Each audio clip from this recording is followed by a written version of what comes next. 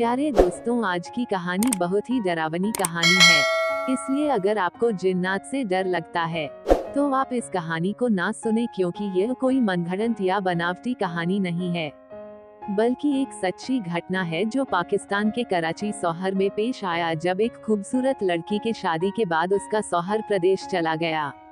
मगर दोस्तों, उसे खूबसूरत लड़की के घर में वह अकेली रहती थी, मगर बदकिस्मती से उसे खूबसूरत और जवान लड़की पर एक शैतान जिन्नात का असर था। फिर उसे लड़की के साथ वह शैतान जिम-जो किया करता था, जिसे सुनकर आप यकीन नहीं कर पाएंगे। फिर एक दिन उसका शौहर अचानक प्रदेश से घर आ गया, और जब उसने घर का दरवाजा खोल फिर उसने अपने बीवी को उसे दिन रात के साथ जिस हाल में देखा, जिसे सुनकर आपके रूम के खड़े हो जाएंगे। इसलिए आपसे गुजारिश है कि वीडियो को आखिर तक जरूर देखिएगा, तभी आपको मुकम्मल कहानी समझ में आएगी। यह कहानी हमें इस लड़की के शहर में बताया है, जिसे सुनकर हम खुद दंग रह गए। इसलिए आप भी मुकम्मल कहानी सुनेंगे तो आपका भी रोंगटे खड़े हो जाएंगे। उसका शहर कहानी को कुछ इस तरह से बयां करता है, तो चलिए उसे शख्स के जुबानी कहानी को सुनते हैं। आज 3 साल बाद में सऊदी अरब से वापस कराची पहुंच रहा था। इस वक्त में हवाई जहाज में था और कुछ देर बाद ही पायलट ने मुसाफिरों से मुखातिब होकर बताया था कि हम कुछ ही देर बाद कराची एयरपोर्ट पर लैंड करने वाले हैं। कुछ देर बाद जहाज लैंड कर गया और फिर मैं मुसाफिरों के साथ जहाज से बाहर आ गया। मैं उसे वक्त जज्बाती कैफियत में था। मेरी निगाहें लोगों के हम में अपनी बीवी समीना और बेटी नगीना को तलाश कर रही थी, और फिर वह दोनों मुझे नजर आ गई। उनके साथ ही मेरा साला जीशान भी मौजूद था। मैं उन लोगों के पास पहुंच गया। हम सब बेहद खुशी से बाद जीशान इजाजत लेकर अपने घर चला गया। नगीना भी जल्द ही सो गई और फिर तभी के साथ समीना को अपनी बाहों में भर लिया। वह भी बड़ी बेचैन थी, उसने भी मेरे बगैर बड़ा तमिल अर्श काटा था, और यूं हम बहुत देर तक अपनी बेचैनी दूर करते रहे और फिर हम सो गए। कुछ देर सोने के बाद अचानक मेरी आंख खुली तो मैं समीना को बेड पर से गायब पाया। मैं समझा कि शायद वह बाथरूम गई होगी, लेकिन जब काफी देर आई तो मुझे बेचैनी हुई। मैं उठकर बैठ गया। मैंने दीवार घड़ी पर नजर डाली। रात के 4:30 बज रहे थे। मैं उठकर बाहर के दरवाजे पर आ गया। मैंने दीवार घड़ी पर नजर डाली। रात के 4:30 बज रहे थे। मैं उठकर बाहर के दरवाजे पर आ गया। उसका दरवाजा बंद था तब भी, लेकिन कोई जवाब ना आया तो मैं हैंडल पकड़कर घुमाया और दरवाजा खोलकर अंदर देखा। समीना वहां नहीं थी। मैं कमरे के दरवाजे पर पहुंच गया, जिस पर पर्दा लटक रहा था। मैंने पर्दा एक जान खिसकाया तो पता चला कि दरवाजा थोड़ा सा खुला हुआ था। मैं कमरे से बाहर आ गया। मैं इधर उधर नजरें डाली, लेकिन समीना कहीं नजर नहीं आई। मैंने उसे कमरे और ड्राइंग रूम में तलाश किया, लेकिन वह नहीं मिली तो मेरी बेचैनी और बढ़ गई। अब देखने के लिए स्टोर रूम और किचन रूम रह गया था। मैं स्टोर रूम की तरफ चल पड़ा, वहां भी मुझे समीना नहीं मिली। मैं सीढ़ियां उतरकर किचन रूम के करीब पहुंचा तो मुझे वहां की लाइट जलती नजर आई। तेजी से उसकी तरफ बढ़ पड़ा। अभी मैं उसके दरवाजे से जरा दूर ही था कि मुझे अंदर से एक खौफनाक लेकिन हल्का का कहा सुनाई दिया। मेरे कदम वहीं रुक गए। हैरान और परेशान था कि आखिर यह मामला क्या है। मैं इतिहास से कदम उठाने लगा। मैंने देख लिया था कि किचन रूम का दरवाजा थोड़ा सा खुला हुआ है। मैं डरते हुए वहां से अंदर झांका तो मुझे समीना एक कुर्सी पर बैठी नजर आई और उसके सामने इमेज रखी थी, जिस पर कुछ पुरानी किताबें पड़ी थी। मैं कुछ देर वहीं खड़ा समीना को देखता रहा। उसका रुख मेरी तरफ नहीं, वह दीवार की तरफ देख रही थी और जैसे वहां किसी को देखकर उससे बातें कर रही थी। वह बातें बड़ी आम सी थी, जैसे किसी सहेली से की जाती है। घर का हाल चाल, खान और कपड़ों के बारे में बताना। मैंने सोचा यकीनन समीना को नींद में उठकर चलने की बीमारी हो गई है। समीना, मैंने उसे आवाज दी तो उसने गर्दन घुमाकर मेरी तरफ देखा। उसकी आंखें अंगारों की तरह सुर्ख हो रही थी। मैं तेजी से उसकी तरफ बढ़ा। मैंने उसके पास पहुंचने के बाद उसके कंधों पर हाथ रखते हुए कहा, समीना तुम ठीक तो हो ना? उसने निहायत मासूमियत से मेरी तरफ देखा। मैंने समीना से डरते हुए पूछा, तुम यहाँ क्या कर रही हो? मगर उसने कुछ जवाब नहीं दिया। फिर मैंने उसका जवाब सुने बगैर बोला, चलो उठो, चलो मेरे साथ। मैंने उसे उठा लिया। उसने चलते हुए दीवार की तरफ देखा और बोली, यही सब करने के लिए यहाँ आया है। फिर वह धीरे से हंसी और दीवार की तरफ देखकर बोलने लगी, तुम बेफिक्र रहो, मेरा वादा है कि मैं इसका खून तुम्हें जरूर पिलाऊंगी। यह बात सुनकर तो मेरे धड़कन तेज हो गए थे, मगर मैं समीना को बोलने से नहीं रोका। मैं चाहता था कि उसकी बातें सुनो, ताकि जब मैं उसे डॉक्टर के पास लेकर जाऊं तो उसकी कैफियत के साथ साथ उसकी बातें भी बता सकूं। फिर मैं उसे कमरे में लेकर आ गया और प्यार के साथ उसे बिस्तर पर लेटा दिया। मैं कोशिश की ज्यादा आवाज पैदा ना हो, क्योंकि इस कमरे में बेड पर मेरी बेटी नगीना सो रही थी। मैं नहीं चाहता था कि हमारी बातचीत से उसकी आंख खुल जाए। कुछ देर के बाद मैं समीना को सुला दिया और खुद बेड पर बैठकर अजीब सोचों में गुम हो गया। मैं समीना की तरफ बहुत फिक्रमंद नजरों से देख रहा था। जब काफी देर में बेड पर बैठा रहा तो मेरी आंखों में फिर से नींद आने लगी। तुम्हें लेट गया और फिर जल्दी ही गहरी नींद में चला गया। मैं गहरी नींद में जाने के बाद पता नहीं समीना क्या कर रही थी, मगर मुझे समीना ने जगाया और बोली, अब उठ जाए, तुम्हारी तबीयत कैसी है? तबीयत क्यों? मेरी तबीयत को क्या हुआ है? मैंने कहा, रात में तुम्हारी तबीयत कुछ खराब हो गई थी ना। उसने हैरत से मुझे देखा है। मुझे तो कुछ भी याद नहीं है। मैं समझ गया कि उसे रात वाली बातें याद नहीं है। मैंने कहा, इसका मतलब है कि मैं कोई ख्वाब देखा है? वह जल्दी से बोली, कैसा ख्वाब? फिर मैं समीना से कहा, अरे वह मैंने देखा था कि तुम्हारी तबीयत कुछ खराब हो गई है और तुम जोर जोर से हंस रही हो। फिर मैं तुम्हें पानी पिलाया। नगीना मेरी बात सुनकर बोली, ये तो बहुत ही अनोखा ख्वाब है। मैंने धीरे से हंसकर कहा, अनोखा नहीं, परेशान। फिर नगीना ने मुस्कुराते हुए लहजे में कहा, अच्छा तो आपको ख्वाब में परेशान कर दिया।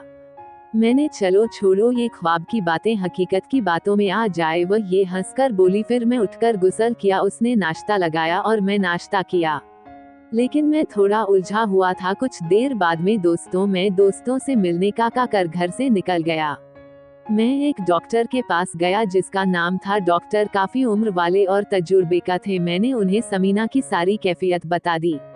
डॉक्टर बोले, मैं मरीज को देखना चाहूंगा। मैं डॉक्टर से कहा, मैं उसे यहाँ नहीं ला सकता। दरअसल मैं नहीं चाहता कि उसे किसी किस्म का भी शक हो, इसलिए आपको मेरे घर चलना होगा। वैसे आप बेफिक्र रहे, आपकी जो भी फीस होगी वह आधा कर दूंगा। उन्होंने जरा सोचकर कहा, ठीक है, तो फिर मैं आज रात में आपके साथ चलूंगा।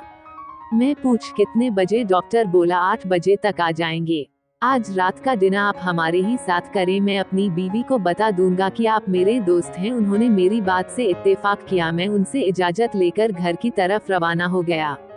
वैसे तो मेरे कई दोस्त थे, लेकिन इस वक्त मेरा दिल किसी से मिलने को नहीं चाह रहा था, क्योंकि मैं ही उलझा हुआ था और जल्द से जल्द वापस उसके पास पहुंच जाना चाहता था और उनके बारे में डॉक्टर रहते शाम को बता सकूं। मैं वापस घर आ गया। मुझे देखकर समीना ने मुस्कुराकर कहा, मैं तो सोच रही थी कि आप शायद दोस्तों में देर तक रहेंगे। मैं बड़ा समूह बनाकर कहा, मुझे हैरत है कि यहाँ के लोगों को क्या हो गया है।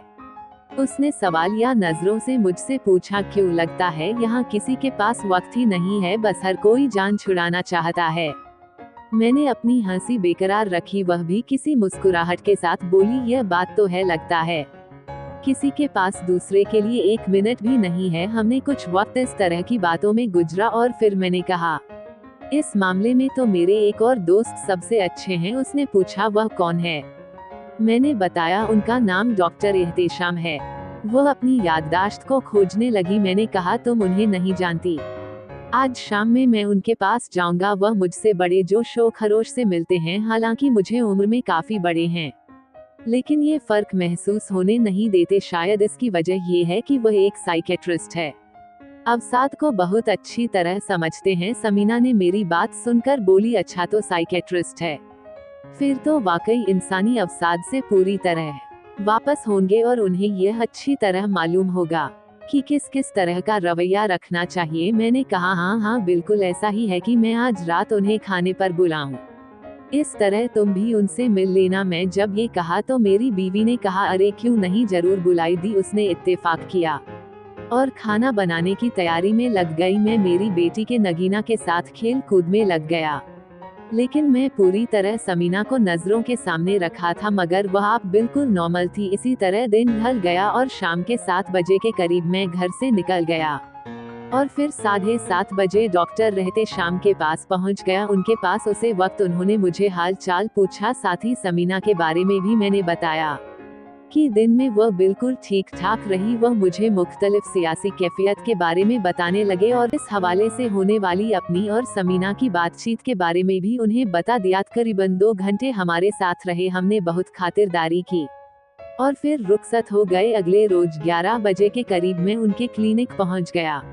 उन्होंने मुझे बताया कि वो मुसलसल 1 माह तक समीना का इलाज करेंगे, इसके बाद वह ठीक हो जाएगी। लेकिन साथ ही उन्होंने कहा कि इलाज में समीना को भी खबर करना पड़ेगा, उसे बेखबर रखकर उसका इलाज नहीं किया जा सकता। कुछ देर की बातचीत के बाद हमने ये तय किया कि मैं समीना को ये बताऊंगा कि डॉक्टर एहतेशाम उसे कुछ दवाई देंगे जिससे उसके खूबसूरती में बेपनाह हो जाएगा। हर वक्त खुद को हसीन और तरोताजा दे मैं चाहती थी, इसलिए वह लाख जतन भी करती थी। कभी वजीफा करती, कभी कोई एक्सरसाइज, साथ ही वह मुख्तलिफ एक्सरसाइज वगैरह भी करती थी। कई बार उसने खूबसूरत और स्मार्ट होने के लिए हकीम और डॉक्टर की दवाई दिखाई थी। वह पहले से ही बहुत खूबसूरत थी। घर आकर मैं बातों बातों में समीना के हुस्न का जिक्र छेड़ दिया और उससे बोला, शायद तुम्हें मालूम नहीं है कि डॉक्टर शाम के पास हसीन बनाने की बेशुमार नुस्खे हैं। मुस्कुराकर इस बात में सर हिला दिया। समीना कहने लगी, आपने मुझे पहले क्यों नहीं बताया? मैंने कहा, बस पहले ऐसी कोई बात हुई ही नहीं। कुछ करें? अच्छा ठीक है, मैं डॉक्टर से कह दूंगा। मैं इतना कहा तो वह मुझ में हो गई। अगले रोज डॉक्टर से क्लिनिक पर जाकर मैंने उन्हें सूरते हाल से आगे किया। वह खुश हुए। मैंने कहा कि वह एक बार फिर डिनर हमारे साथ करें। उन्होंने हामी भर ली। मैंने घर जाकर समीना को बता दिया कि आज रात फिर मैं डॉक्टर शाम को खाने पर बुलाया है। वह बहुत खुश हो गई। रात 8:30 के करीब डॉक्टर शाम हमारे घर पहुंच गए। कुछ बातचीत के बाद समीना ने उनसे कहा, डॉक्टर साहब, नगीना के अब्बू बता रहे थे कि आपके पास हसीन बनाने के नुस्खे हैं। डॉक्टर ने मुस्कुराकर हाँ बिल्कुल, वह भी मुस्कुराए और बोली, तो कोई नुस्खा मुझे बताएं ना। डॉक्टर बोला, जरूर बताऊंगा, बल्कि एक काम करो ना तुम। समीना ने जल्दी से कहा। वह क्या? डॉक्टर ने कहा, तुम एक माँ के लिए मेरा कोर्स कर लो, बस तुम देखने की तुम कितनी हसीन हो जाओगी। वो खुश हो गई। तो ठीक है, मैं जरूर करूंगी वो कोर्स। डॉक्टर बोला, मैं कल से तुम्हारा कोर्स शुरू कर दूंगा। समीना ने डॉक्टर से पूछा, डॉक्टर साहब, इसके लिए मुझे क्लिनिक आना होगा? समीना ने कहा, ये तो बहुत अच्छी बात है। अगले रोज डॉक्टर साहब ने समीना का इलाज शुरू कर दिया। 1 हफ्ता खैरियत से गुजर गया। इस दौरान में कभी कभी वो काफी देर तक जागती भी रहती। मेरा ख्याल था कि समीना किसी भी वक्त उठकर इधर उधर जा सकती है, लेकिन ऐसा कुछ नहीं हुआ। और फिर एक रात जब मैं टहल रहा था तो वह उठकर बैठ गई। मैंने उससे पूछा, क्या हुआ? वह बोली, मुझे जरा जाना है। मैंने पूछा, कहाँ जाना है? उसने जवाब दिया, किचन रूम में। पूछा, लेकिन क्यों? समीना कहने लगी, वहाँ मेरा एक दोस्त आएगा। तुम्हारा दोस्त? नहीं जानते उसे? मैंने कहा, मैं नहीं जानता तुम्हारी किसी दोस्त को। समीना आंखें डरावनी अंदाज में करके कहने लगी, वही तो है जो अब मेरे जिस्म और मेरी रूह का मालिक है। मैं ये अल्फाज सुनकर हैरान हो गया। फिर समीना ने कोई अंदाज में कहा, वह हर जुमेरात की रात को आता है और मुझे प्यार करता है। आज भी वह पहुंच चुका है। मैंने उसे गुस्सा आते हुए कहा, ऐसी कोई बात नहीं है, तुम आराम से लेट जाओ। समीना गुस्से भरे लहजे में कहने लगी, नहीं, मुझे नहीं रोक सकते। उसने बड़ी खूंखार निगाहों से मेरी तरफ देखा। उसका लहजा अब तक दिल हो रहा था। फिर मैं समझा, इससे गुस्से में बात करना ठीक नहीं रहेगा। फिर मैं समीना से प्यार से कहा, देखो, तुम आराम से लेट जाओ। अगर हम शोर करेंगे तो नगीना उठ जाएगी। मैं जब इतना कहा तो वह सांप का अंदाज से ज्यादा खौफनाक लहजे में बोली है जो यहाँ से। साथ ही उसने मुझे धकेलना शुरू कर दिया। मैंने सोचा कि उसे कमरे से निकलने दूं, क्योंकि अगर यहाँ यही कैफियत रही तो नगीना की नींद खराब हो जाएगी। मैं तेजी से कहा, अच्छा ठीक है, चलो मेरे साथ। हम दोनों उठकर कमरे से बाहर आ गए। जरा दूर जाकर मैंने उसकी बाजू पकड़ लिया और बोला, देखो समीना, मेरी बात सुनो। तुम इस वक्त नींद में हो, इसीलिए होश से काम को। वापस चलकर अपने बेड पर ले, तो किचन रूम में जाने का कोई फायदा नहीं। वह मेरी तरफ देखकर गोरी और आंखें फाड़ के मेरे तरफ देखने लगी। और गुस्से भरे लहजे में कहने लगी, वहाँ मेरा दोस्त मेरा इंतजार कर रहा है। मैं जरा शक्ति से कहा, वहाँ कोई नहीं है। डॉक्टर साहब ने मुझसे कहा था कि अगर समीना नींद में उठकर चलने की कोशिश करे तो मैं उसे पर शक्ति करूं। समीना मुसलसल यही कह रही थी, वहाँ मेरा दोस्त है, वह मुझसे बहुत प्यार करता है, मुझे उसके पास जाना है। मैंने शक्ति से कहा, तुम नहीं जाओगी? समीना गुस्से से कहने लगी, तुमने मुझे रोकने की कोशिश की तो मैं तुम्हारा बुरा हश्र कर दूंगी। मैं उसका हाथ पकड़ते हुए कहा, तुम कहीं नहीं जा सकती। मैं उसके बाजू पर गिरता कर दी। समीना ने चिल्लाते हुए कहा, छोड़ दो मुझे। की झटके में बाजू छुड़ा लिया। मैंने फिर उसकी बाजू पकड़ लिया। मैंने शक्ति से कहा, चलो मेरे साथ वापस कमरे में। समीना और भी गुस्से से बोली, नहीं जाऊंगी, नहीं जाऊंगी, और मैंने उसे वादा किया है कि मैं तुम्हारा खून उसे पिलाऊंगी। वह भारी लहजे में बोली और एक बार फिर अपना बाजू एक जोरदार झटके से छुड़ा लिया। मैंने फिर उसके बाजू को पकड़ लिया। मैंने उसे वापस खींचने चाहा, लेकिन उसने मेरे सीने पर हाथ मारते हुए मुझे इतनी जोर का धक्का दिया कि मैं दूर जा गिरा। इसमें बहुत ज्यादा जान आ चुकी थी। मैंने हिम्मत नहीं हारी और उठकर उसकी तरफ बढ़ा। उसके चेहरे पर वह शक्ति और उसकी आंखें अंगारों की तरह शुष्क हो रही थी। वो किसी बिखरे हुए सीन की तरह सांस ले रही थी। मैं जैसे ही उसके करीब पहुंचा, उसने तेजी से एक बार फिर मेरे सीने पर लात मारा और मैं फिर दूर जा गिरा। वह तेज तेज कदमों से चल पड़ी। उसका रुख किचन रूम की तरफ था। मैं उठकर उसके पीछे पीछे चल पड़ा। साथ ही मैंने सोचा कि इस तरह उसे रोकने की कोशिश करने की बजाय मुझे किचन रूम में उसके साथ जाना चाहिए और वहां देखना चाहिए कि उसकी क्या कैफियत होती है। हम दोनों की चेन रूम में दाखिल हो गए। उसने उसे दीवार की तरफ देखा जिसकी तरफ वह पहले देखते हुए बातचीत कर रही थी और जोर से बोली, मेरे महबूब में आ गई हूँ, मेरी रूह मेरे जिस्म के मालिक में आ गई। फिर समीना ने मेरी तरफ इशारा करते हुए बोली, उसने मुझे रोकने की बहुत कोशिश की थी, मैं इसे मार कर आई, ये तुमने अच्छा नहीं किया। अचानक मेरी कानों से जैसे किसी भेड़िए की गुजरती हुई आवाज कानों से टकराई और मैं परेशान हो गया। आवाज उसे दीवार की ओर से आ रही थी। मैंने खुद को संभाला और सख्त लहजे में बोला, कौन हो तुम? सामने आओ। दीवार से आवाज आई, मैं आ रहा हूँ। तुम्हारे सामने सामने तो मुझे आना ही है। अगर सामने नहीं आऊंगा तो अपनी महबूबा के जिस्म से कैसे खेल सकता हूँ? और फिर जरा ही देर के बाद दीवार के करीब एक शख्स जाहिर हुआ।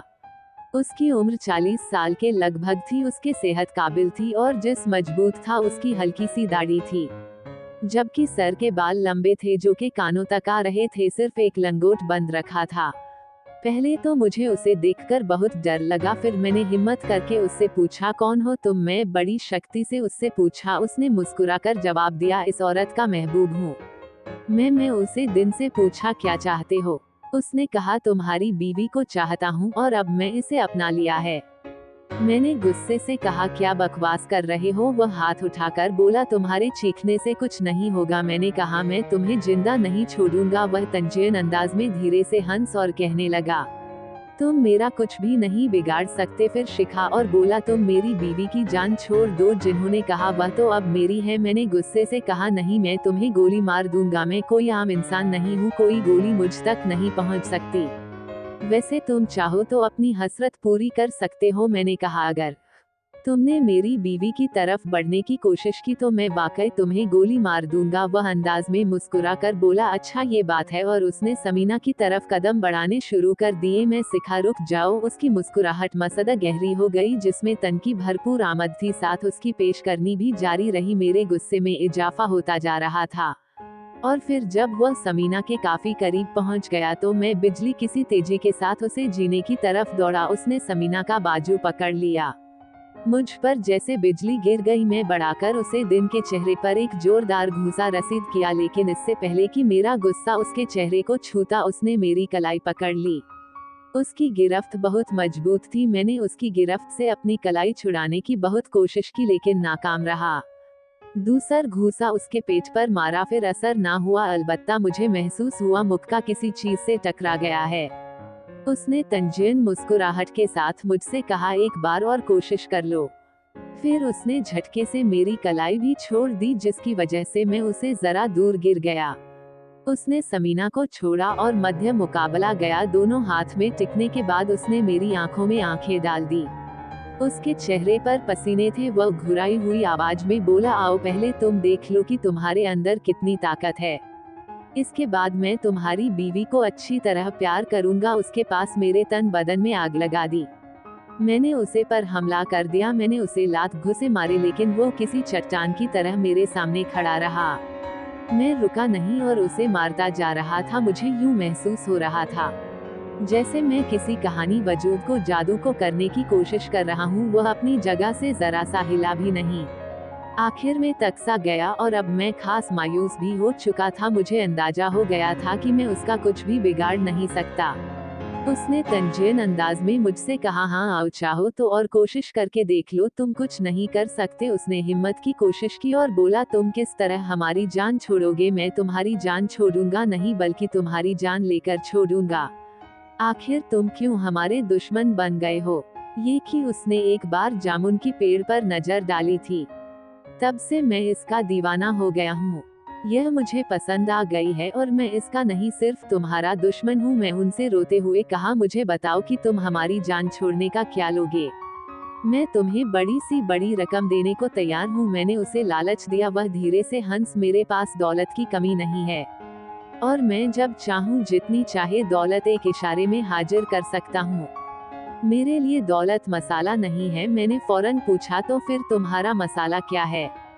चिल्लाते हुए कहा, मेरा मसला है और तुम्हारी बीवी बहुत हसीन औरत है। मुझे ये चाहिए थी और मैं इसे हासिल कर लिया है।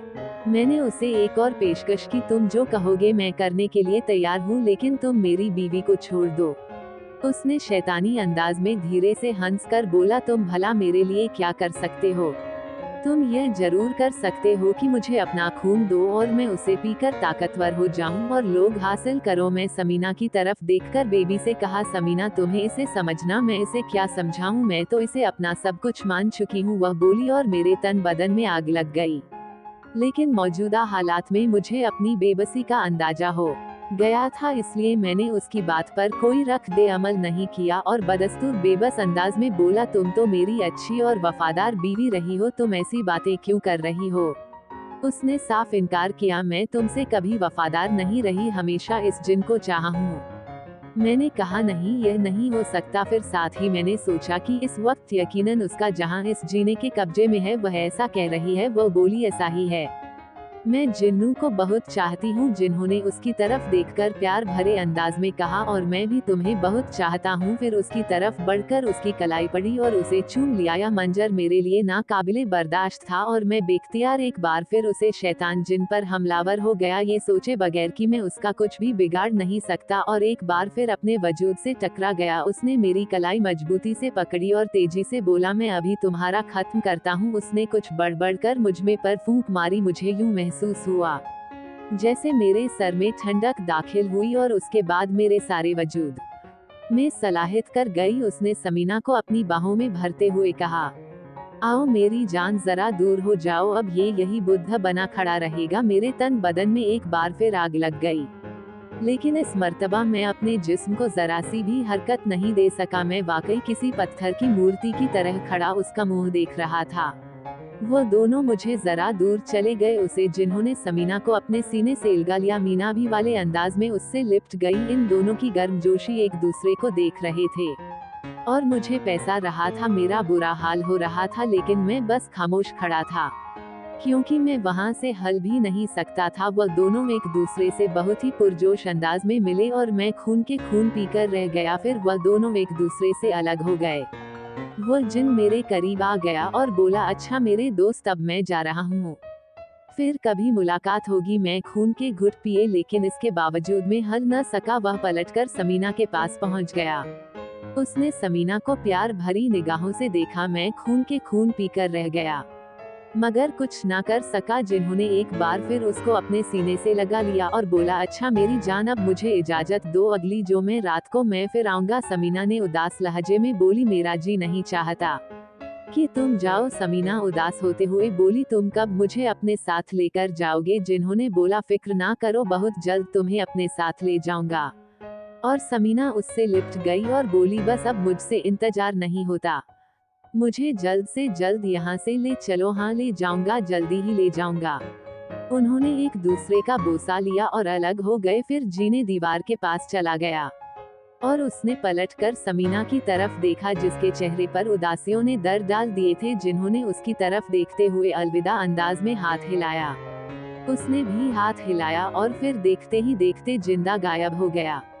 अचानक मेरे जिस्म को भी आजादी मिल गई और मैं हरकत करने लगा। जो कुछ हुआ था उसकी वजह से अब मेरा समीना की तरफ जाने को जी नहीं जा रहा था। वह मेरे सामने ही अपना सब कुछ उसे शैतान के हवाले कर चुकी थी और वह इस वक्त खामोश खड़ी थी। मैं सिखाता आवाज में कहा, समीना मैं जा रहा हूँ, तुम आ जाना। वह बोली ठीक है। मैं पलटकर चल पड़ा। जरा देर बाद में अपने बेड पर आकर लेट गया। मुझे यूं महसूस हो रहा था जैसे मेरा सब कुछ लुट चुका है। मैं जब सऊदी अरब में था तो मुझे समीना से मिलने की बेचैनी थी और 2 माह के लिए यहाँ आया था, लेकिन अब मेरा की चाह रहा था कि मैं कल ही वापस चला जाऊं। कुछ देर बाद समीना आ गई।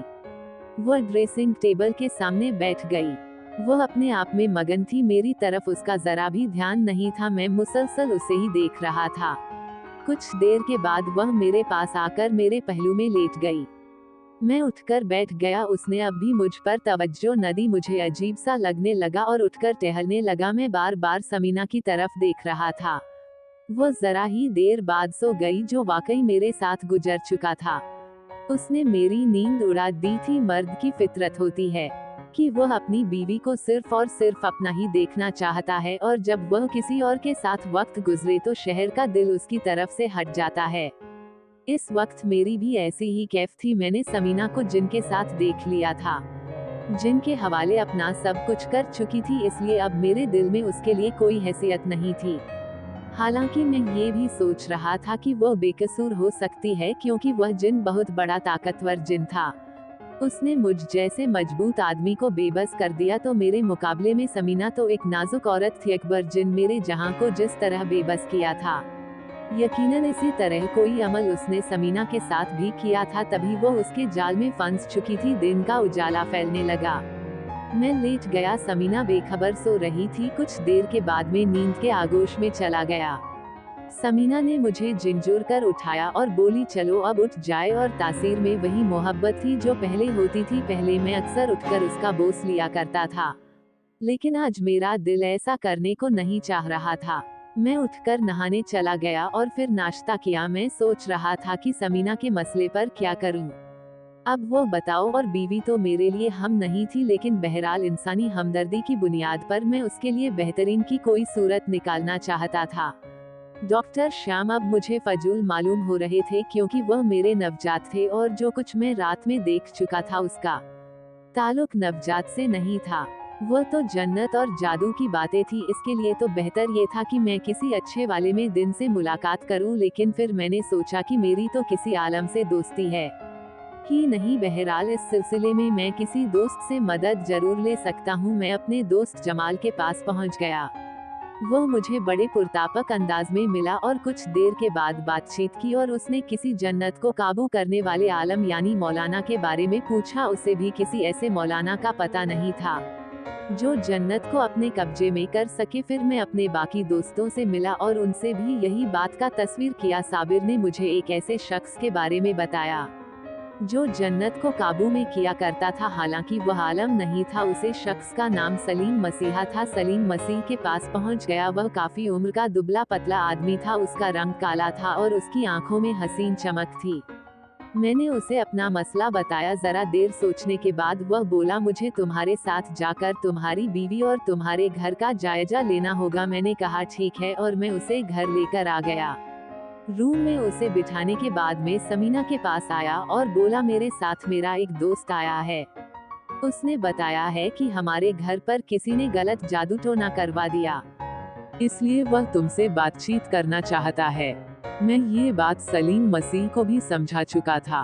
वह उलझन के साथ बोली, यह आपसे किसने कह दिया कि हमारे घर पर कोई जादू टोना कराए गए हैं?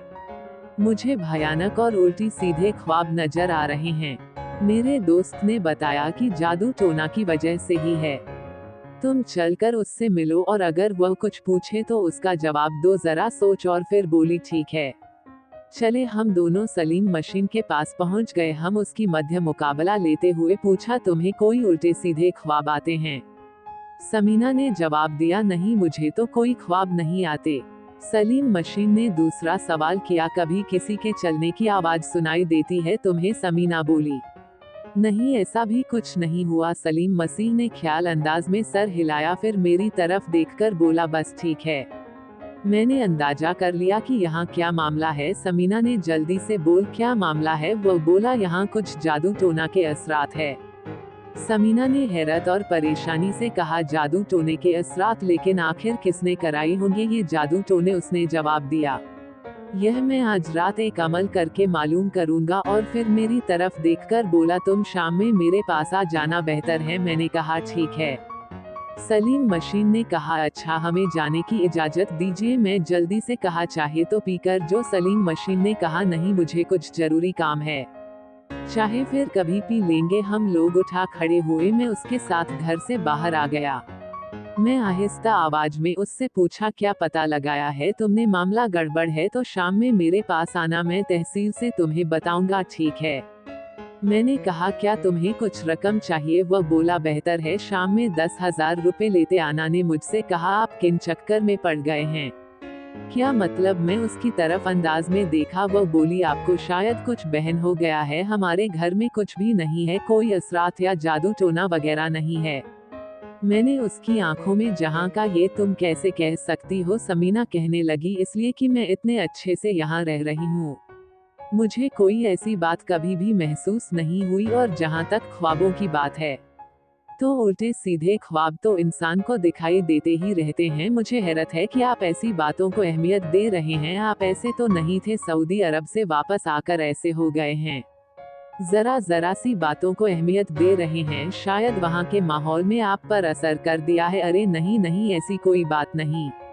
मैंने उसे दिमाग नहीं किया। दरअसल मैं इन बातों को इसलिए अहमियत दे रहा हूँ कि मैं अमलियार वगैरह के बारे में कुछ सुना है, और ऐसे घरों के बारे में भी सुना है जहाँ दुश्मनों ने जादू टोना कर दिए और घरों को बर्बाद कर डाला। मैं नहीं चाहता कि हमारे साथ भी ऐसी कोई बात हो। उसने बदरा मेरी आंखों में देखकर कहा, आखिर हमारा कौन दुश्मन है? मैंने कहा, कोई भी हो सकता है।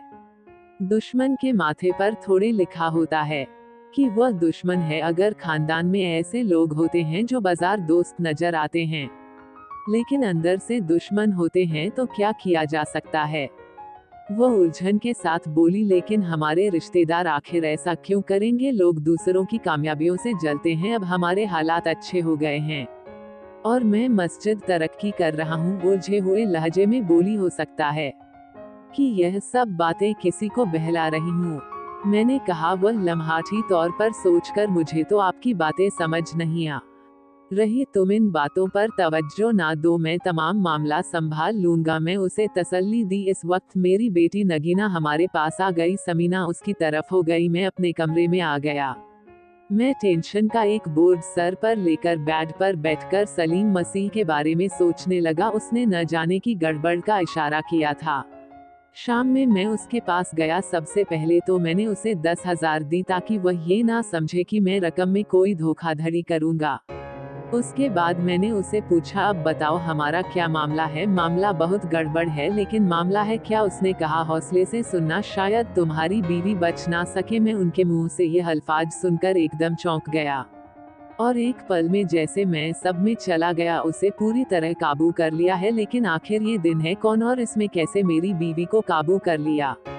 सलीम मशीन ने कहा, वह एक बहुत बड़ा और काफी दिन है। औरत उसकी कमजोरी है, वह दूसरों की आंखों से ओझल हो जाने का आलम जानता है। उसका पसंदीदा मस्कारा दूसरों की नजरों से गायब रहकर मुख्तलिफ घरों में चक्कर लगाना है। वहाँ औरतों को देखा है, और जब औरतें कपड़े बदल रही होती हैं या नहा रही होती है या कभी किसी भी वजह से बढ़ाना होती है, तो यह उन्हें देखा है और खूब होता है। और जो औरत उसे पसंद आ जाए, उसके बहन को काबू में कर लेता है और उसे अपने इशारों पर चलता है। एक बार इसी तरह तुम्हारी बीवी नहाने के लिए गुस्ल खाने में गई, तो उसने उसे दिखा। तुम्हारी बीवी का अंदाज उसे बहुत पसंद आया और वो उसे पर आशिक हो गया। और एक बार तुम्हारी बीवी नंगे सर बाल खोलकर कहीं जा रही थी, और वह जिनने उसे देखा था बस वहीं से उसने तुम्हारी बीवी के जहां को अपने काबू में कर लिया, उसे अपने इशारों पर न जाने लगा।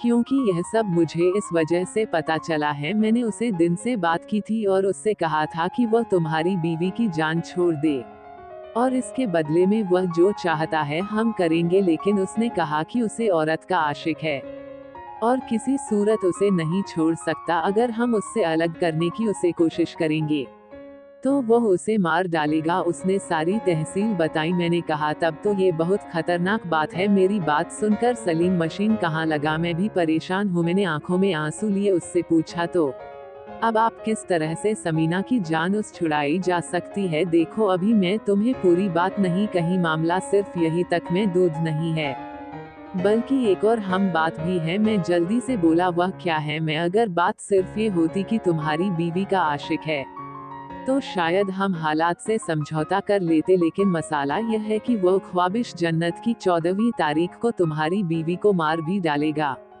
मैं ये बात सुनकर मानो जैसे मेरी बदन से रूह निकल गई हो। मैं मेरी बीवी को इतनी आसानी से कैसे खो सकता था? सलीम मसीह मेरी हालत देखकर मेरे माथे पर हाथ फेरा और कहा उसे जिन का यही इरादा है, वह जिन उसे मारना क्यों चाहता है? सलीम मशीन ने कहा इसलिए कि उसकी रूह को अपने कब्जे में करना चाहता है। दरअसल ये सब किसी औरत को मुकम्मल तौर पर अपने कब्जे में करने के लिए होता है, जिस तरह जिससे जिसका मिलन होता है। इसी तरह खास अमल करके एक रूप से रूह का मिलन किया जाए तो इस तरह रह भी जिंदा रहती है, लेकिन उसके लिए जरूरी है कि वह जिन 40 रातों तक किसी औरत पर एक खास मंत्र पढ़कर फूंकता रहे और तब उसे चांद की चांदनी रात को किसी टूटी हुई कब्र में ले जाकर कत्ल कर दे, और अब जिंदगी ऐसा ही करना चाहता है। ये सारी बातें सुनकर समीना का शहर बोला अल्लाह, ये तो बड़ी अजीबो गरीब बातें हैं। सलीम मशीन ने कहा ये सब शैतान और जन्नत की दुनिया की बातें हैं, इस दुनिया में बहुत कुछ होता है। मैंने उसे उम्मीद भरे लहजे में पूछा कोई ऐसी सूरत नहीं है कि हम समीना की जिंदगी बचा सके? अल्लाह कर दिया हुआ अच्छा खासा दौलत है, अगर दौलत खर्च करने की और कुर्बानी देने की ताकत रखता हूँ। मैं उसकी निगाहों में निगाहें डालकर जवाब तलब करना चाहा। उसने एक बार में ही जवाब देते हुए कहा नहीं, बस यही एक सूरत है कि मैं चांद की 14वीं तारीख को उसे ताकतवर जिन से मुकाबला करो और तुम्हारी बीवी को बचाने की कोशिश करूं। अगर वह बच गई तो तुम्हारी और उसकी खुशनसीब होगी, वरना खुद को हर तरह के हालात के लिए दैनिक और पर तैयार रखो। क्या तुम्हें और रकम की जरूरत है? उसने कहा देखो 10,000 तो मैं इस सामान के लिए मंगवाए हैं जो मैंने उसे खतरनाक जिसे मुकाबले के लिए इस्तेमाल करना है, और मैं अपना मुआवजा यानी अपना रकम उसे वक्त लूंगा जब वह बच जाएगी, और वह कम से कम 5 लाख होंगे। मैंने कहा तुम उसे किसी तरह बचा लो, मैं तुम्हें 5 की जगह 10 लाख दे दूंगा। उसने मेरी बात सुनकर कहा नहीं, मैं ज्यादा रकम तुमसे नहीं लूंगा, मैं 5 लाख कहाँ है तो 5 लाख ही लूंगा। मैंने कहा लेकिन मैं अपनी खुशी से तुम्हें ज्यादा रकम दे सकता हूँ। उसने कहा छोड़ो, ये बात की बातें हैं, फिलहाल हमें ये सोचना चाहिए कि समीना की जिंदगी किस तरह बचाई जा सकती है। मैंने पूछा चांद की 14वीं तारीख कब है? उसने जवाब दिया और तुम मेरे साथ कब्रिस्तान चलोगे, ठीक है? मैंने पूछा क्या हमें समीना को भी लेकर जाना पड़ेगा? उसने जवाब दिया वह खुद ही वहां जाएगी, तुम अपनी बेटी को किसी रिश्तेदार वगैरह के पास छोड़ना ताकि वह इस मामले से लग रहे। मैं आसमान में सर हिला दिया। एक रोज गुजर गया और फिर मैं समीना से बहाना बनाकर मेरी नगीना बेटी को उसकी हाल के घर छोड़ दिया। मेरा अपना तो कोई था नहीं जिसके घर उसे छोड़ना। शाम में मैं सलीम मसीह के पास पहुंच गया और उसने बताया कि मैं अपनी बेटी नगीना को अपनी साली के घर छोड़ आया। वह बोला ये तुमने अच्छा किया, रात के 1 बजे के करीब हम लोग रवाना होंगे। मैंने बेचैनी से कहा ठीक है।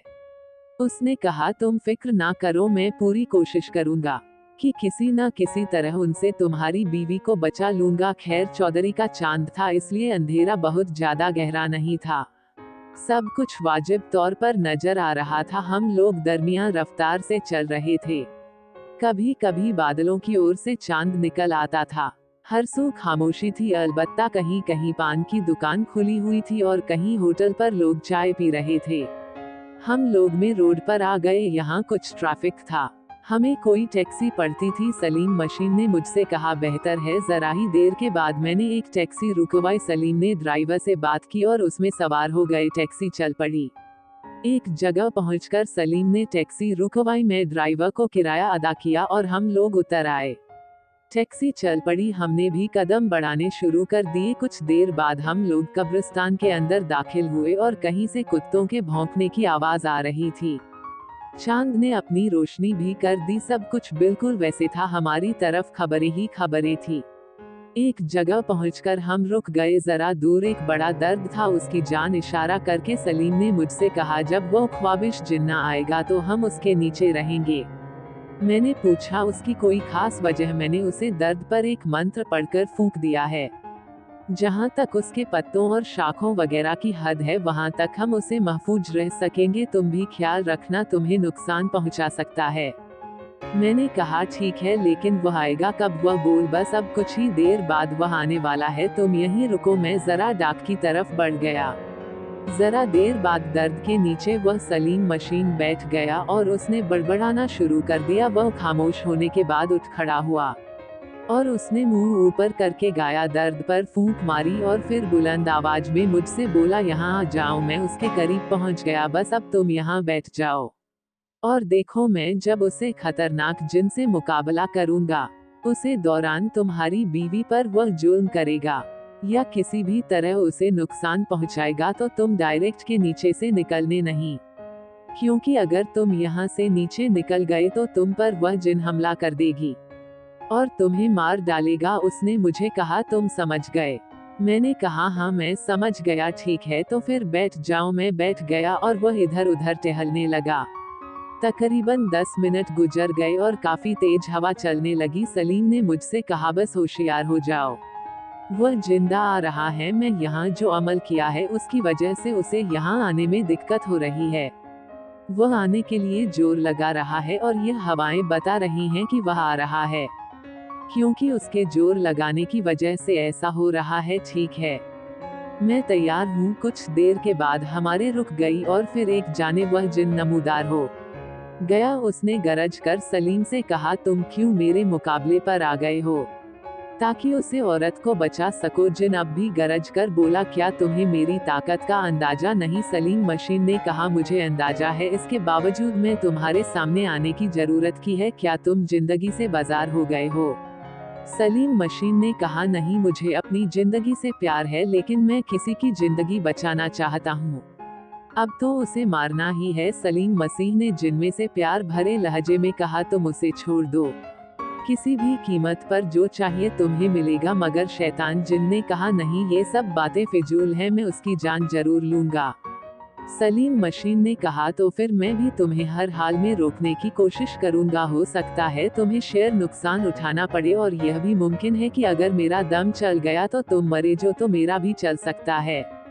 मैं तुम्हारा कोई दम चलने नहीं दूंगा। ये तुम्हारी गलतफहमी है। ये शायद मेरी ताकत का दुरुस्त अंदाजा नहीं है।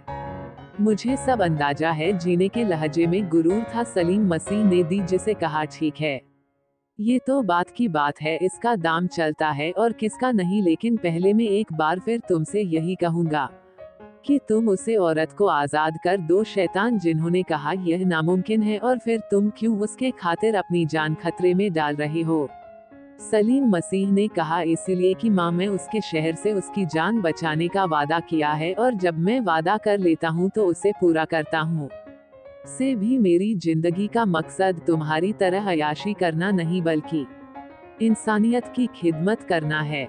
सलीम तेज लहजे में ये सब जन्नत से बोल जिन्होंने फिर कहा लगाते हुए बोला, बहुत देखे हैं तुम्हारे जैसे इंसानियत की खिदमत करने वाले। तुम्हारा कोई ना कोई मसाज जरूर होगा, मेरा कोई मदद नहीं है।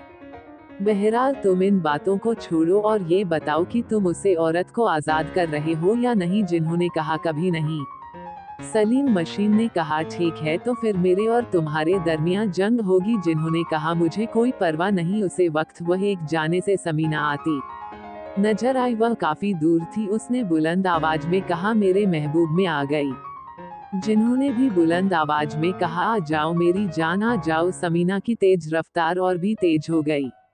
और फिर उसने दौड़ना शुरू कर दिया और जीने के सीने से आ लगी मेरा दिल गया किसी ने अपनी मुट्ठी में ले लिया। मुझे उसकी इस हरकत का अफसोस था, लेकिन फिर मैंने सोचा कि उसका अफसोस क्या करना।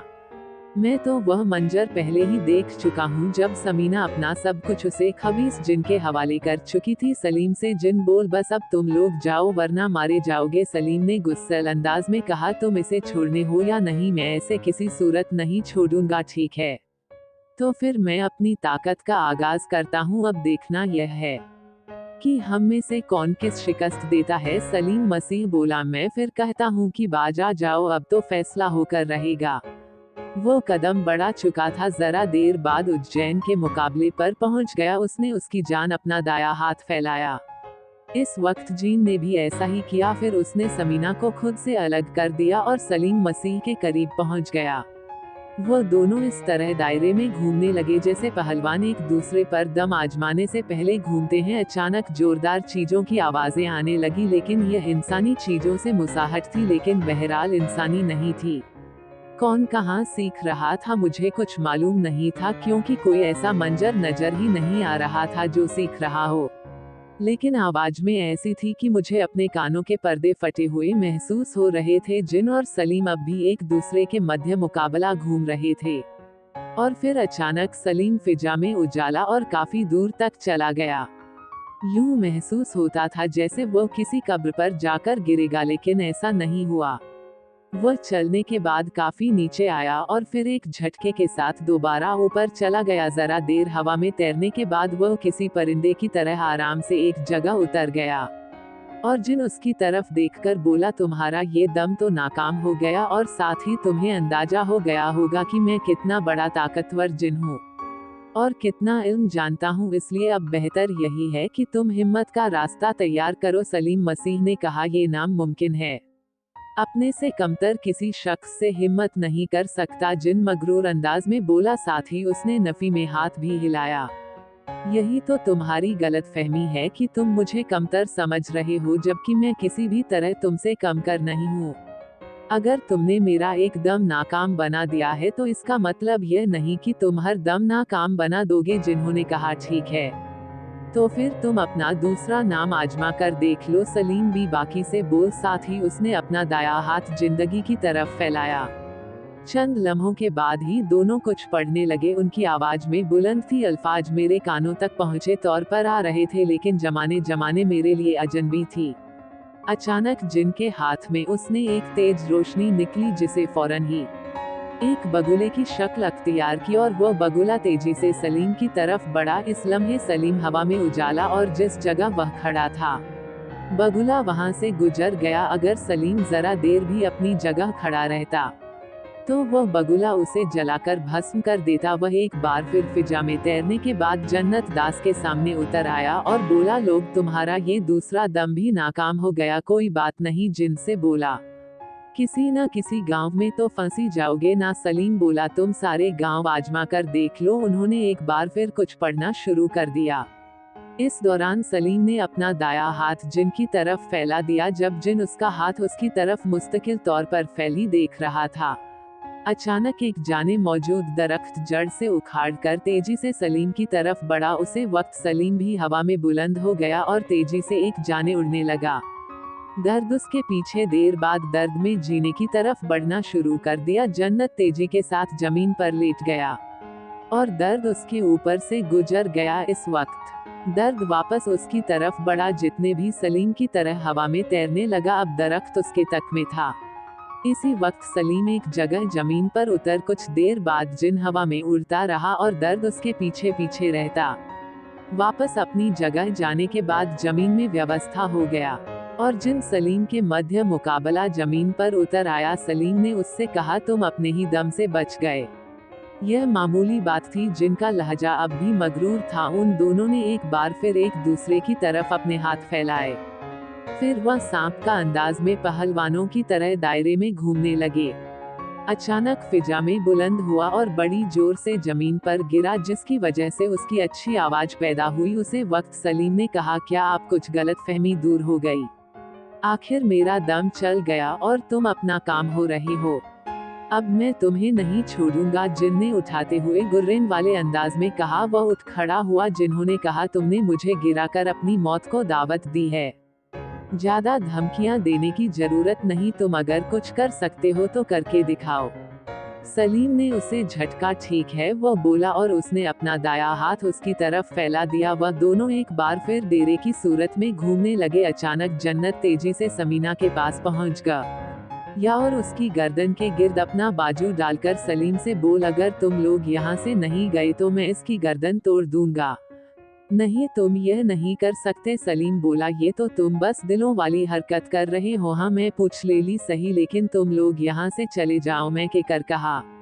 कुछ करो सलीम, हौसला रखो, मैं कुछ करता हूँ। उसने मुझे तसल्ली दी। और हाँ, दर्द के नीचे से नहीं निकलना, लेकिन तुम कुछ करो ना। हाँ, कर रहा हूँ, उसने कहा। फिर वह जीने से मुखाते हुआ, देखो, अगर तुम में जरा सी भी गैरत है तो इसे छोड़ दो। जिन्होंने कहा, नहीं, मैं इसे नहीं छोड़ूंगा। तुम लोग अगर यहाँ से नहीं गए तो मैं इसकी गर्दन तोड़ दूंगा। सलीम ने कहा, अच्छा ठीक है, हम लोग चले जाते हैं, लेकिन तुम इसे मारोगे नहीं। जिन बोला, तुम लोग अगर चले जाओगे तो मैं इसे नहीं मारूंगा। सलीम ने मुझसे कहा, चलो अब हम यहाँ से चलते हैं। समीना की जिंदगी खतरे में है, उसे किसी तरह बचाओ। मैं जो कुछ कर सकता या तोड़ूं इसकी गर्दन, सलीम ने मुझसे कहा। उसने धमकी दी, चलो अब दरख्त के नीचे से मेरे पास आ जाओ, हम यहाँ से चलते हैं। मैं बेबी से गहरा सांस लेकर चल पड़ा और फिर उसके पास पहुँच गया। वह जितना हमसे जरा दूर था। मैंने आहिस्ता आवाज में सलीम से कहा, आखिर तुम यहाँ से जाना क्यों चाहते हो? तुम इसका मुकाबला करने का कह रहे थे। फिलहाल यहाँ से चलो, वरना यह वाकई तुम्हारी बीवी को मार डालेगा। यहाँ से दूर जाकर मैं इसके खिलाफ कुछ करूँगा। वह आहिस्ता से बोला, ठीक है, तो चलो। हम दोनों चल पड़े। देखो, मेरे खिलाफ कुछ करने के बारे में सोचना भी नहीं, वरना मैं इस औरत को मार डालूंगा। अब से जीने की आवाज आई, अगर तुम इसे करने की कोशिश की तो फिर मैं तुम्हारे खिलाफ भरपूर इल्जाम करूंगा। सलीम ने पलटकर जवाब दिया, मैं इसलिए यहाँ से जा रहा हूँ कि तुम इसे जिंदा रखो। जिन्हें बोला, अच्छा ठीक है, तुम लोग जो, मैं इसे मारूंगा नहीं। हम दोनों कब्रिस्तान से बाहर आकर रुक गए। मैंने सलीम से पूछा, अब तुम उसके खिलाफ क्या करोगे? मैं यही सोच रहा हूँ कि क्या करूँ, हालत बहुत नाजुक हो गए हैं। मेरी जरा सी गलती तुम्हारी बीवी को मौत के मुंह में ले जा सकती है, और अगर मैं कुछ ना करूं तो तब भी जिन उसे मार ही डालेगा। वह बोला, मैं तो उलझ कर रह गया हूँ, कुछ तो करो। मैं नहीं चाहता कि मेरी बीवी मरी जाए। मैं जिनके साथ इस हालत में देखा है, उसके बाद से मेरे दिल में उसके लिए कोई खास लगाव नहीं। वह अपना सब कुछ उसे दिन को दे चुकी है, लेकिन इसके बावजूद भी मैं उसे जिंदा देखना चाहता हूँ। सिर्फ अपनी बेटी के खातिर उसे माँ की जरूरत है। मेरे दिल की बात उसे कह दी। सलीम ने कहा, तुम्हारे जज्बे की कद्र करता हूँ और मैं तुम्हें एक अच्छा इंसान पाया है, इसलिए मैं तुम्हारी खातिर इतनी मुश्किलें उठा रहा हूँ, वरना चालक और मक्कार लोगों की मैं कोई मदद नहीं करता। वह बोला, मैं भी तुम्हारी बहुत कद्र करता हूँ। जिंदगी रही तो मेरी और तुम्हारी दोस्ती हमेशा रहेगी। मैं भी उन लोगों में से हूँ जो दोस्तों की खातिर जान दे देते हैं। मैंने कहा, मैं समझ गया हूँ तुम कैसे इंसान हो, और अगर जिंदगी रही तो वाकई हमारी दोस्ती हमेशा रहेगी। बस मेरे दोस्त, इस वक्त तुम समीना को बचाने के लिए कुछ करो। मैंने एक गहरा सांस लिया, कुछ करता हूँ यार। वह बोला, यह मक्कार जिन्हें बहुत जलील इंसान है, उसे उसके इरादों से बाज रखना बहुत मुश्किल है, लेकिन बहरहाल कुछ ना कुछ तो करना ही होगा। कुछ देर खामोशी छाई रही, फिर उसने कहा, देखो मेरे दोस्त, मुझे एक ऐसा अमल समझ में आ रहा है, बहुत खतरनाक है। अगर तुम हिम्मत करो तो हम अमल कर सकते हैं। मैंने पूछा, क्या मतलब? मैं जो अमल करना चाह रहा हूँ उसमें हम दोनों की जान जाने का भी खतरा है। अगर तुम ये खतरा मोड़ लेने के लिए तैयार हो तो ये काम करते हैं। बताओ क्या करें? हाँ, कब्र से मुर्दा निकल सकता हूँ, जो या तो जिन को खत्म कर देगा या फिर हमें भी खत्म कर सकता है। अगर जिन मेरे गांव में आ गया तो वह मर जाएगा, और अगर उसका दाम चल गया तो वही मुर्दा हम लोगों को खत्म कर देगा। अब कहो, अगर तुम ये खतरा मोल लेने के लिए तैयार हो तो मैं अमल शुरू करता हूँ। मैं तशद्दुद में कहा, तुम्हारा तो समीना से कोई रिश्ता भी नहीं है, और तुम फिर भी यह खतरा मोल ले रहे हो, तो फिर भला मैं कैसे एतराज कर सकता हूँ? तुम भूल रहे हो अब मेरे और तुम्हारे दरमियान दोस्ती का रिश्ता है। उसने सही कहा, तुम ठीक कह रहे हो। मेरा लहंगा ठीक है तो फिर मैं अमल करता हूँ। फिर हम वापस कब्रिस्तान में चलते हैं। वो बोला ठीक है। मैं जल्दी से कहा और फिर हम दोनों कब्रिस्तान की तरफ चल पड़े। जरा देर बाद हम वापस कब्रिस्तान में आ गए। जिन्होंने गरा कर कहा, तुमने यह अच्छा काम नहीं किया। सलीम बोल, बस मेरे पास यही एक रास्ता था, मैं तुम्हारे गांव में तुम्हें फंसा दूंगा। जिन बोला, हमने मौत को गले लगाने के लिए खुद को तैयार कर लिया है। सलीम का लहजा मुस्तकीम था। मक्कार जन्नत जोशीले लहजे में बोला, ठीक है, अगर तुम लोग मरने का फैसला भी कर चुके हो तो फिर मैं तुम्हें कैसे बचा सकता हूँ। सलीम इतनी नाम से बोला, यह मत भूलो कि तुम भी मार सकते हो। इस वक्त एक कब्र में से मुर्दा बाहर निकल आया। आम लोगों के लिए यह मंजर दिल दहला देने वाला हो सकता था, लेकिन मैं मटन था, इसलिए कि अव्वल तो मैं बहुत बहादुर था और दूसरा मैं किसी मुर्दे को देखने के लिए दैनिक तौर पर तैयार था। कर जिन बुलंद आवाज में कुछ बोल रहा था, वह मेरे लिए अजनबी जुबान थी।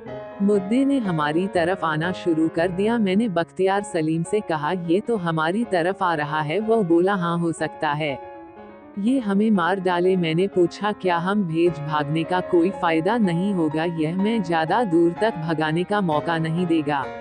चाहे हम कितनी ही तेज क्यों ना भाग ले तो क्या हम खड़े रहे? हाँ, बस अब कुछ ही देर में हमारी जिंदगी और मौत का फैसला हो जाएगा। मैं बेबी से गहरा सांस ले रहा था। मुर्दा अजीबोगरीब आवाजें निकलता हमारी तरफ आ रहा था। मुझे नहीं मालूम था कि अब हमारा क्या अंजाम होगा। जरा देर बाद मुर्दा हमारे बिल्कुल करीब आ गया और उसने उछलकर सलीम की गर्दन दबोच ली। फिर उसने सलीम को हवा में बुलंद करके जमीन पर पटक दिया। सलीम की एक फलक चीज निकल गई और वह बेहद हरकत हो गया। वह मर चुका था और अब मेरी बारी थी। उसने खुद को मौत के हवाले करने के लिए तैयार कर लिया। मुर्दे ने मेरी तरफ देखा और जोर से गुर्राया और मेरे दिल की धड़कनें बेदर्दी हो गई। बस अब मेरे और मौत के दरमियान थोड़ा सा ही फैसला रह गया था। लेकिन फिर मैंने एक नाका भी नहीं यकीन मंजर देखा। मुर्दा पलटकर चल पड़ा। उसका रुख उसे मक्कार जीने की तरफ था। मैं हैरान था कि आखिर ऐसा कैसे हो गया।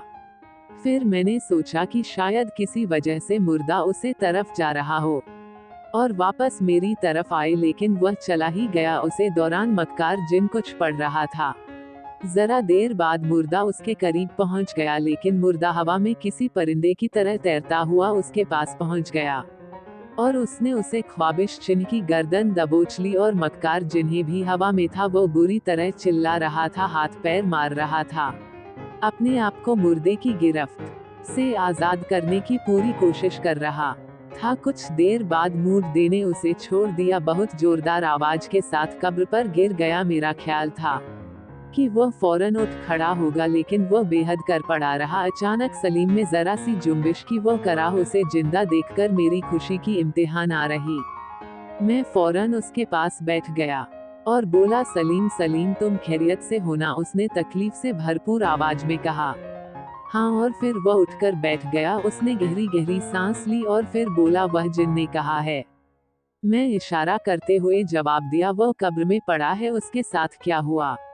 उसने पूछा। मैंने उसे सारा वाकया बता दिया। उसने गहरा सांस लिया। शुक्र है वह मर गया और हम बच गए। मैंने फौरन पूछा, ये सब कैसे हुआ? जब मुर्दे ने मुझे पढ़ा तो उसे वक्त में एक मंत्र पढ़ा। बस ये हमारी खुशकिस्मती रही कि वो मंत्र कम कर गया। दरअसल वह मंत्र सिर्फ उसे सूरत में काम कर सकता था जब मुर्दा ये कबूल कर लेता कि हमारे बजे एक काले बकरे की जान लेना पसंद करेगा। अगर वो पसंद ना करता तो हम दोनों को मार डालता, लेकिन उसने मेरी बात पसंद कर ली। इस वक्त मुझे छोड़ दिया और वह जीने की तरफ मुखातिब हो गया। मैं बेहोश हो गया था, इसलिए मुझे पता नहीं चला कि क्या हुआ। जो अब फिक्रमंद होने की जरूरत नहीं, चलो अब मुर्दे के पास चलते हैं। मैं उसे वापस कब्र में जाने के लिए कहूँगा। अब तुम ठीक हो ना? मैं फौरन पूछा। अब मैं बिल्कुल ठीक हूँ, उसने जवाब दिया और हम दोनों उठ खड़े हुए। जरा देर बाद हम मुर्दे के पास पहुंच गए। वह गुर्रा रहा था, तुम वापस कब्र में चले जाओ। मैं तुमसे जो वादा किया है वह मैं कल तक पूरा कर दूंगा, सलीम ने उससे कहा तो वह चल पड़ा। जरा देर के बाद वह उसकी कब्र में चला गया जिससे निकला था, और सलीम ने कुछ बड़बड़ कर बाजू कब्र की जान फैला दिया जो कब्र से बाहर निकली थी। वह वापस कब्र में जाने लगी और फिर वह कब्र मुकम्मल हो गई। कब्र की मिट्टी मेरे ताबीर उसने डाली है जिसे तुम नहीं देख सकते। हम दोनों समीना के पास पहुंच गए। ना जाने किस वक्त जमीन पर गिर चुकी थी। मैंने फौरन उसकी आंखों को देखा, वह जिंदा थी। मैंने उसे कंधे पर उठा लिया। काफी चलने के बाद हम लोग घर पहुंच गए। मैंने समीना पर पानी छिड़का, होश में आ गई और कोई लहजे में बोली, वह सब क्या था? क्या मैं कोई ख्वाब देखा था? नहीं, वह ख्वाब नहीं था। तो मैं आमिर के आसार में आ गई थी। सलीम ने उसे बताया। फिर उसने उसे बता दिया था कि किस तरह एक ख्वाबिश जिन ने उसे काबू किया था और उसकी जान लेना चाहता था। उसने उसे यह नहीं बताया कि मक्कार जिन्होंने उसकी इज्जत से भी खिला है। उसने खुद का शुक्र अदा किया। सलीम ने हमें बताया कि अब हमें फिक्रमंद होने की बिल्कुल कोई जरूरत नहीं है। फिर वह चला गया। वह वाक्य गुजरे आज 5 साल होने को आ रहे हैं। सलीम और मेरी गहरी दोस्ती है। मेरे दिल में अब भी खालिस है कि मेरी बीवी ने किसी मर्द को अपना सब कुछ सौंप दिया, लेकिन मैंने कभी उसे यह बात बताई नहीं, सिर्फ इसलिए कि मुझे अपनी बच्ची से बहुत प्यार है और मैं उसकी खुशियों के खातिर बड़ी से बड़ी कुर्बानी दे सकता हूँ। फिर तब से हम बिना किसी परेशानी के खुशी से रहने लगे। अब अपने नजदीकी शहर कराची में एक कपड़े का फैक्ट्री चलाता हूँ और अब मैं हमेशा अपने बीवी के साथ ही रहता हूँ। ये थी मेरी जिंदगी का एक अजीब दूर। अल्लाह से दुआ है कि आप सबको भी ऐसी काफिर जिलों से महफूज रखें। मगर दोस्तों, हर जन्नत ऐसे नहीं होते हैं, और यह भी बताना जरूरी है कि जन्नत में भी मुसलमान और काफिर होते हैं। जो उसे शख्स के बीवी के साथ था वह एक काफिर और मक्कार जिंदा था, वरना मुसलमान जन्नत तो हमें बस फायदा पहुंचता है। दोस्तों, अगर कहानी जरा से भी अच्छी लगी हो तो एक लाइक जरूर कर दीजिएगा, क्योंकि लाइक करने से हमें बहुत खुशी मिलती है। आपका एक लाइक से हमें ये लगता है कि हमारी मेहनत आपको पसंद आई है। और हाँ दोस्तों, इस वीडियो को शेयर जरूर कर दें ताकि आपकी वजह से कोई और लोग इस वीडियो को देख ले। और दोस्तों, हमारे चैनल पर आप नए हैं तो प्लीज हमारे चैनल को सब्सक्राइब जरूर कर लें। उससे क्या है कि हमारी वीडियो अपलोड हुई सबसे पहले आपको मिलेगी। खुदा हाफिज।